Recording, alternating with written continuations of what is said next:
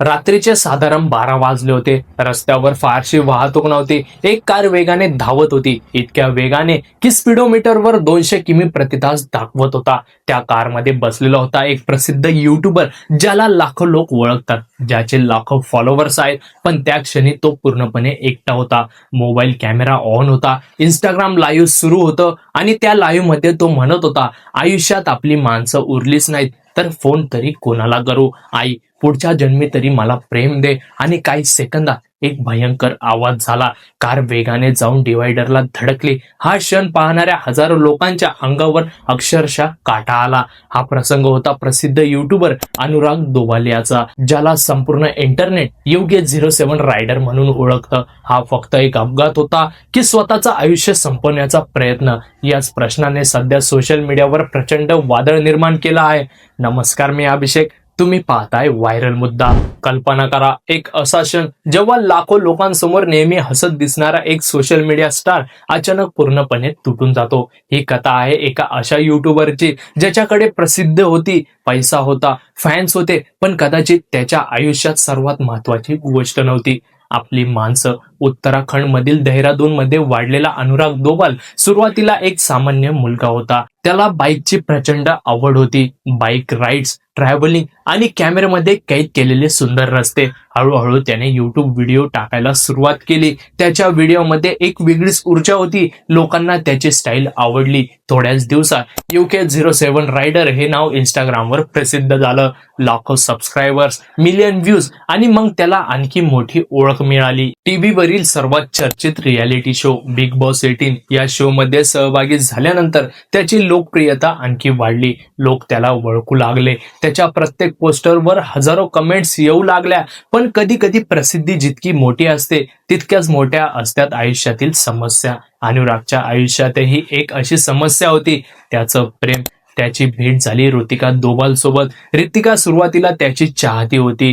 ती त्याला अनेक वर्ष मेसेज करत होती आणि मग एक दिवस अनुरागने तिला रिप्लाय दिला. तिथून सुरुवात झाली एका प्रेमकथेची. 2 वर्ष त्यांनी एकमेकांना डेट केलं, पण या प्रेमकथेला एक मोठा अडथळा होता, कुटुंबाचा विरोध. कारण हे आंतरजातीय लग्न होतं. अनुरागच्या म्हणण्यानुसार त्याच्या कुटुंबाने या नात्याला कधी स्वीकारलं नाही. इतकंच नाही, त्याच्या म्हणण्यानुसार लग्नाच्या फक्त 6 दिवस आधी त्याच्या आई वडिलांनी लग्नाला येणार नसल्याचं सांगितलं. कल्पना करा, स्वतःच्या आयुष्यातील सर्वात मोठ्या दिवशी कुटुंब सोबत नसणं. अनुराग म्हणतो, त्याला नातेवाईकांसमोर माफी मागायला लावले गेली, हात जोडायला लावले, पाया पडायला लावलं आणि लग्नानंतर त्याला आणि त्याच्या पत्नीला घरात प्रवेशही दिला नाही. या सगळ्या घटनेमुळे तो मानसिक दृष्ट्या खूप तुटला. काही दिवसांपूर्वी त्याने जवळपास 2 तासांचा एक व्हिडिओ पोस्ट केला. त्या व्हिडिओमध्ये तो वारंवार रडताना दिसत होता. तो म्हणाला, मी खूप नैराश्यात आहे, मला काहीच समजत नाहीये. इतकंच नाही, त्याने आत्महत्येचा प्रयत्न केल्याचाही खुलासा केला. आणि मग घडली ती घटना जिने संपूर्ण इंटरनेट हादरलं. मध्यरात्रीच्या सुमारास अनुरागने इंस्टाग्राम लाईव्ह सुरू केलं. तो कार चालवत होता. स्पीड वाढतच होती. 120, 150, 180 आणि शेवटी 200 किमी प्रति तास. लाईव्ह मध्ये त्याचा आवाज भावुक होता. तो म्हणाला, आयुष्यात आपली माणसं उरलीच नाहीत, फोन तरी कोणाला करू. हे बोलून काही क्षणही गेले नव्हते आणि अचानक त्यांनी कार वेगाने डिवायडरला धडकवली.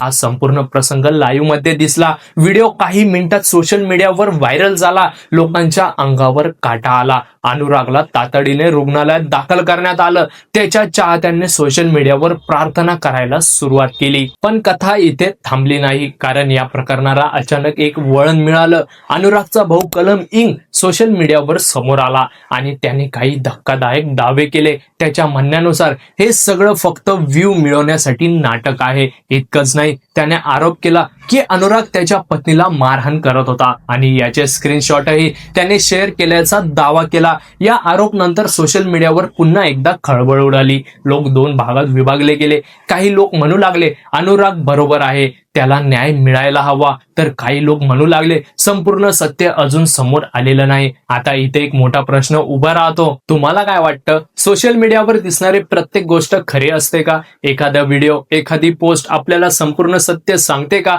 की प्रत्येक कथेला दुसरी बाजूही असते? आणखीन एक प्रश्न, प्रसिद्धी, पैसा, फॉलोअर्स हे खरंच आनंद देतात का? की कधी कधी ते आयुष्य अधिक एकटं बनवतात? अनुराग धोबालच्या या प्रकरणाने एक गोष्ट पुन्हा स्पष्ट केली आहे. सोशल मीडियावर दिसणारं आयुष्य ते नेहमीच खरं नसतं. आपण स्क्रीनवर पाहतो लक्झरी कार, महागड्या बाईक्स, ट्रॅव्हल ब्लॉग्स, पण त्या कॅमेऱ्यामागे एखादी व्यक्ती कदाचित खूप मोठ्या संघर्षातून जात असते. आज अनुराग रुग्णालयात उपचार घेत आहे. सत्य काय आहे हे पुढील चौकशीत समोर येईल. पण या संपूर्ण घटनेने एक मोठा प्रश्न आपल्या समोर ठेवला आहे.